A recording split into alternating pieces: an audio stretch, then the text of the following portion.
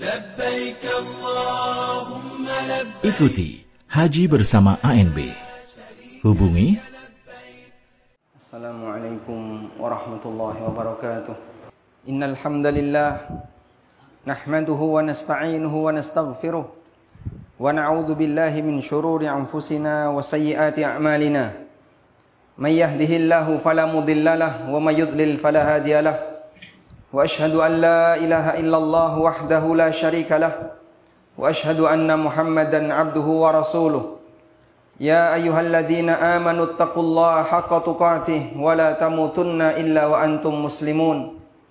Ya ayyuhan nasu taqu rabbakumul ladzi khalaqakum min nafsin wahidah wa khalaqa minha zawjaha wa batha minhuma rijalan katsiran wa nisaa'a wattaqullaha alladzi tasaaluna bihi wal arham innallaha kana 'alaikum raqiba.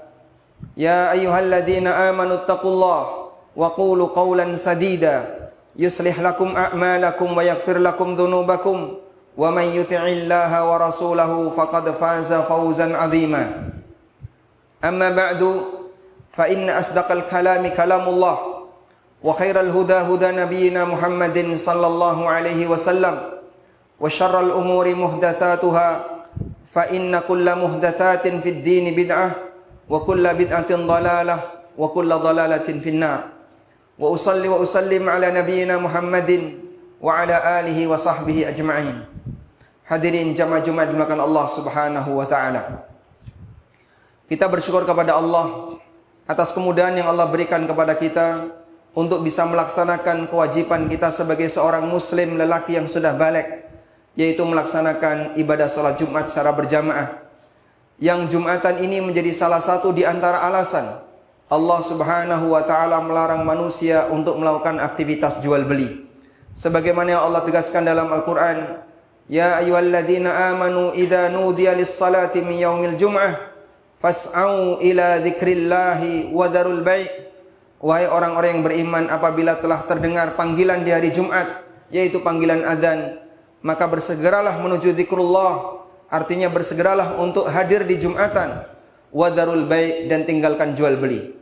Apabila aktivitas jual beli yang merupakan aktivitas produktif, menguntungkan dari sisi ekonomi masyarakat, dilarang oleh Allah untuk dilakukan dalam rangka agar mereka bisa hadir Jumatan, kita bisa bayangkan untuk aktivitas yang lain yang nilainya di bawah nilai jual beli, yang tidak memberikan kelebihan dan keuntungan dari sisi materi. Karena itulah jamaah dengan Allah, sebagai seorang muslim yang baik, kita upayakan agar bisa hadir di majelis Jumatan sebelum khatib naik mimbar. Kita tinggalkan segala aktivitas yang lainnya, walaupun itu aktivitas yang produktif, dalam rangka untuk menghadap Allah dan mendengarkan tausiah yang bersumber dari Al-Quran dan Sunnah. Hadirin yang dimuliakan Allah Subhanahu wa taala, memiliki pemimpin yang baik adalah dambaan setiap orang.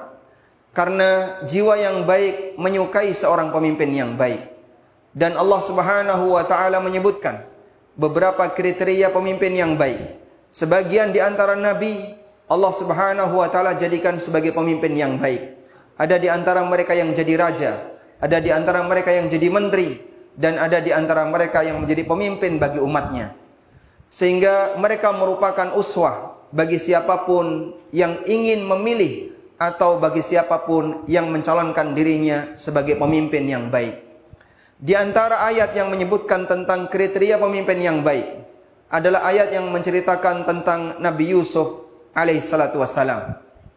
Ketika Nabi Yusuf telah mentakwil mimpi sang raja, kemudian sang raja meminta agar Nabi Yusuf dikeluarkan dari penjara, dan raja ingin berbicara secara langsung dengan Nabi Yusuf. Kemudian Allah Subhanahu wa taala menyebutkan, falamma kallamahu qala innakal yawma ladaina makinun amin. Ketika Yusuf mengajak bicara Yusuf sudah berbicara dengan sang raja, maka sang raja ini mengatakan, innakal yawma ladaina makinun amin. Sesungguhnya kau mulai hari ini memiliki posisi dan kedudukan yang dekat serta orang yang mendapatkan amanah dariku. Kemudian Nabi Yusuf alaihissalatu wassalam, beliau mencalonkan dirinya untuk menjadi orang yang ngurusi materi dari kota Mesir, orang yang ngurusi bendahara kota Mesir. Maka beliau sallallahu alaihi wasallam menyampaikan, qala ja'alni ala khazainil ard inni hafizun alim. Yusuf mengatakan, jadikanlah aku sebagai orang yang mengurusi bendahara negara, sesungguhnya aku adalah orang yang hafizun, orang yang pandai menjaga, alimun, lagi mengetahui.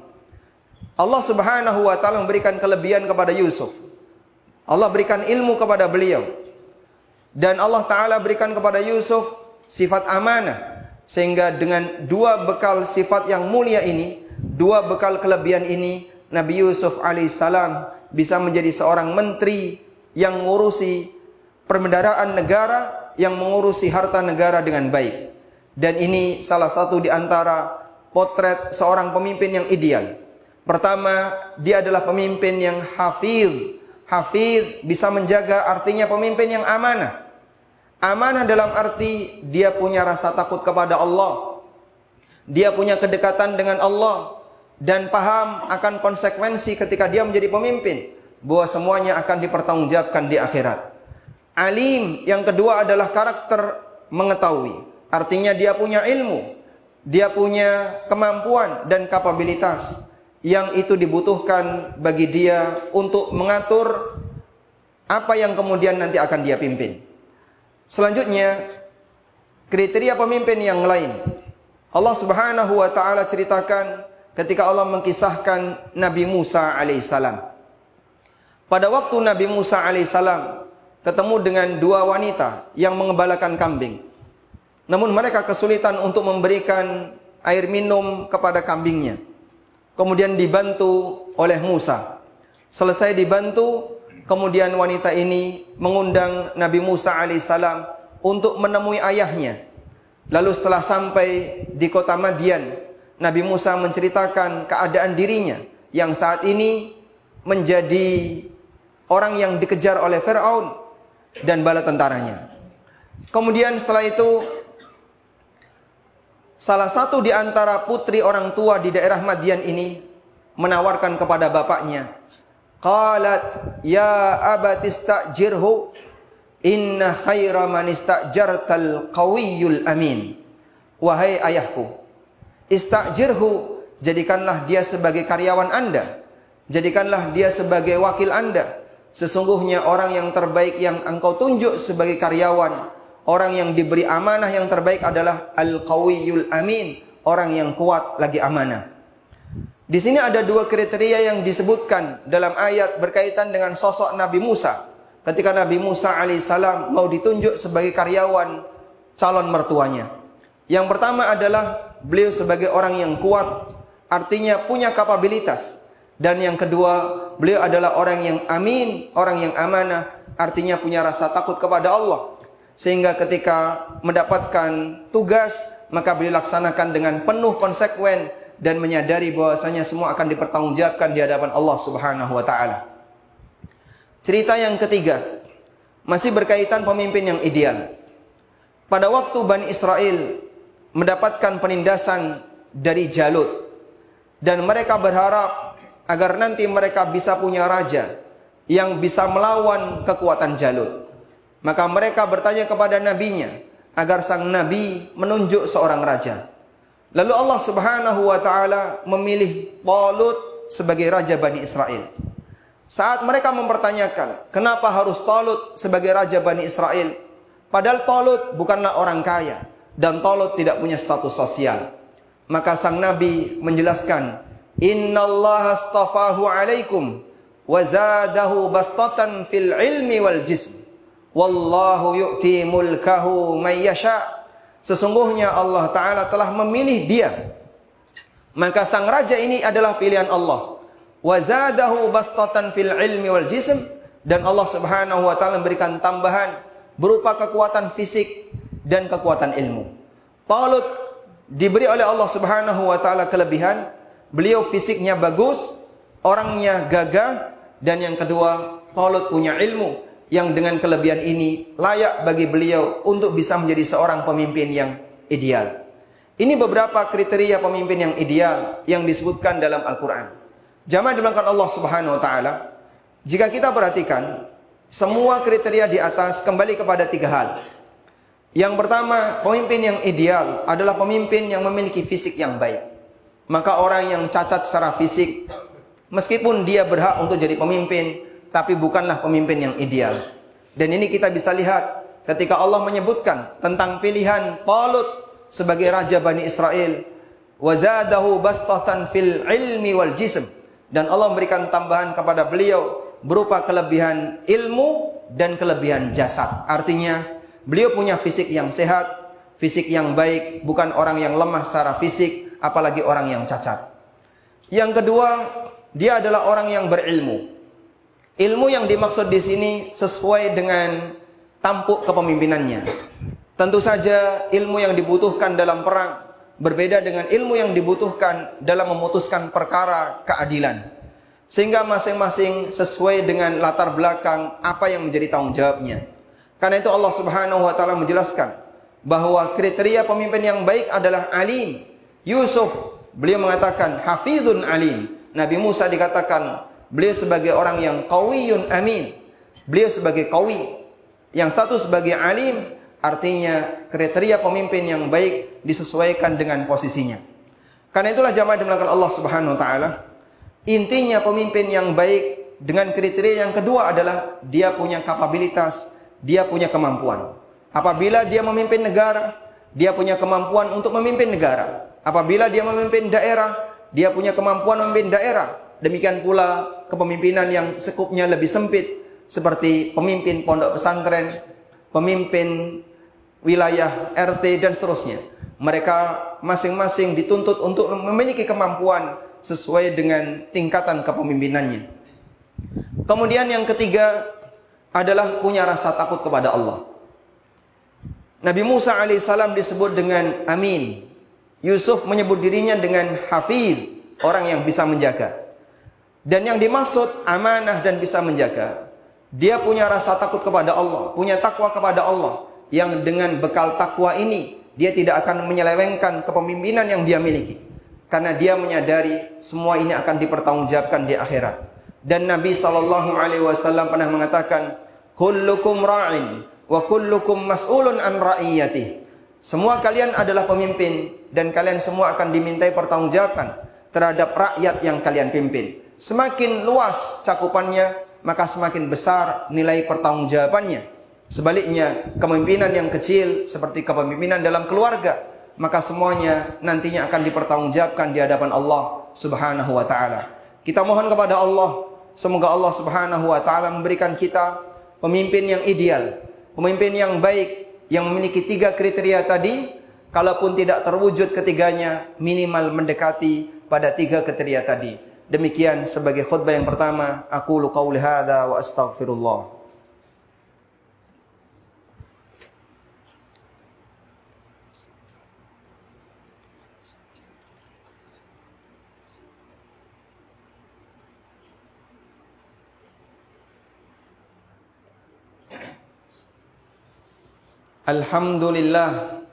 Alhamdulillahilladzi hadana lihadza وما كنا لنهتدي لولا أن هدانا الله لقد جاء رسل ربنا بالحق ونودوا أن تلكم الجنة أورثتموها بما كنتم تعملون وأشهد أن لا إله إلا الله وحده لا شريك له وأشهد أن محمدا عبده ورسوله يا أيها الذين آمنوا اتقوا الله حق تقاته ولا تموتن إلا وأنتم مسلمون. Hadirin jamaah Jumat dimuliakan Allah Subhanahu wa taala. Allah Ta'ala menunjuk pemimpin di kalangan hambanya sesuai dengan kondisi dan kriteria hambanya. Karena dialah zat yang memberikan pemimpin, dan dia pula yang mengangkat dan mencabut kepemimpinan. Allah Subhanahu wa Ta'ala berfirman, Qulillahumma malikal mulk tu'til mulka man tasha wa tanzi'ul mulka mimman tasha wa tu'izzu man tasha wa tudhillu man tasha biyadikal khair. Qulillahumma malikal mulk. Katakan, Allahumma, ya Allah malikal mulk, wahai zat yang memiliki segala kerajaan. Tu'til mulka man tasha, engkau berikan kekuasaan kepada siapa saja yang kau kehendaki. wa tanzi'ul mulka mimman tasha', dan kau cabut kekuasaan dari siapa saja yang kau kehendaki. Wa tu'izzu man tasha' wa tudhillu man tasha'. Engkau muliakan siapa saja yang kau kehendaki dan kau hinakan siapa saja yang kau kehendaki. Dan perhatikan di sini Allah Subhanahu wa taala menyebutkan dua hal yang berbeda. Yang satu al-mulku dan yang satu izzah. Tidak jaminan orang yang punya kekuasaan dia mulia. Sebagaimana tidak jaminan orang yang tidak punya kekuasaan dia hina. Maka di bagian awal Allah menjelaskan, tu'til mulka man tasha' wa tanzi'ul mulka mimman tasha'. Kau berikan kekuasaan kepada siapapun yang kau kehendaki dan kau cabut kekuasaan dari siapapun yang kau kehendaki. Demikian pula Allah lanjutkan, wa tu'izzu man tasha' wa tudhillu man tasha'. Kau muliakan dan kau hinakan siapa saja yang kau kehendaki. Bisa jadi ada orang yang dia punya kepemimpinan, tapi dia dihinakan oleh masyarakatnya. Sebaliknya ada orang yang dia sama sekali tidak punya status kepemimpinan, tapi dia dimuliakan oleh masyarakatnya. Karena dua jalur ini, dua jalur yang berbeda. Selanjutnya zaman bahkan Allah Ta'ala. Ketika kita berharap untuk memiliki pemimpin yang baik, maka yang penting untuk kita pikirkan adalah apakah kita sudah jadi orang baik? Karena pemimpin merupakan cerminan dari rakyatnya. Allah Subhanahu wa taala menggambarkan dalam Al-Qur'an, "Wa kadzalika nuwalli ba'dadh dhalimina ba'dan bima kanu yaksibun." Demikianlah kami mengangkat orang zalim sebagai pemimpin bagi orang zalim yang lain, bima kanu yaksibun, disebabkan karena perbuatan dosa yang mereka kerjakan. Maka orang zalim diberi oleh Allah pemimpin zalim. Masyarakat yang zalim diberi oleh Allah pemimpin yang zalim. Masyarakat yang suka korupsi diberi oleh Allah pemimpin yang suka korupsi. Sesuai dengan kondisi masyarakatnya. Masyarakat yang baik insya Allah akan diberi oleh Allah pemimpin yang baik. Maka di antara upaya yang bisa kita lakukan agar kita bisa menjadi dan memiliki pemimpin yang baik adalah mari kita menjadi rakyat yang baik, rakyat yang bertakwa kepada Allah, berusaha untuk jadi orang baik lahir batin. Hingga ada ungkapan yang disampaikan oleh para ulama, ummalukum a'malukum, ummalukum a'malukum. Pemimpin kalian sesuai dengan tingkatan amal kalian. Jika masyarakatnya amalnya baik, insya Allah Allah akan berikan pemimpin yang baik baginya. Dan di antara upaya yang bisa kita lakukan adalah banyak berdoa kepada Allah untuk kebaikan para pemimpin, baik yang sudah memimpin maupun yang nanti akan memimpin. Kita minta kepada Allah Subhanahu wa taala karena dialah zat yang memberikan kekuasaan dan yang mencabut kekuasaan. Biyadil khair, semuanya ada di tangan Allah Ta'ala. Salah seorang ulama di masa tabi'in, Fudail bin Iyad rahimahullahu ta'ala.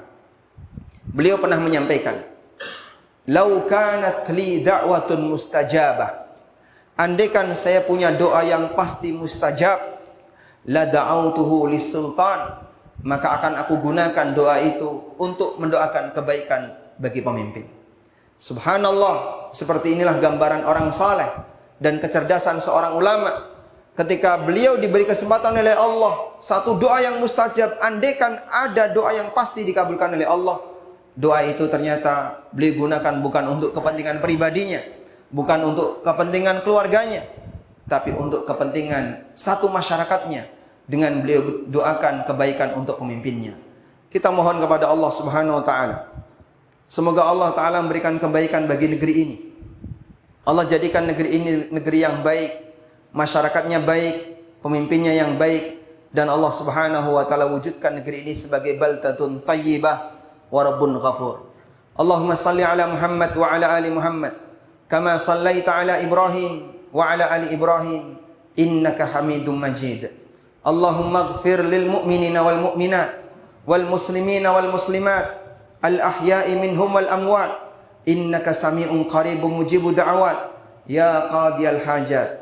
Allahumma aminna fi awtanina wa aslih a'immatana wa wulata umurina wa a'inhum ala tanfidhi amanatihim. Allahumma arzuq lahum wuzara as-salihin. Allahumma arzuq lahum bitanatas salihin. Rabbana hab lana min azwajina wa dhurriyyatina qurrata a'yun waj'alna lil muttaqina imama. Rabbana atina fid dunya hasanah wa fil akhirati hasanah wa qina adzabannar. Wa sallallahu ala nabiyyina Muhammadin wa ala alihi wa sahbihi wa sallam. Wa akhiru da'wana anil hamdulillahi rabbil alamin wa qumu ila salatikum.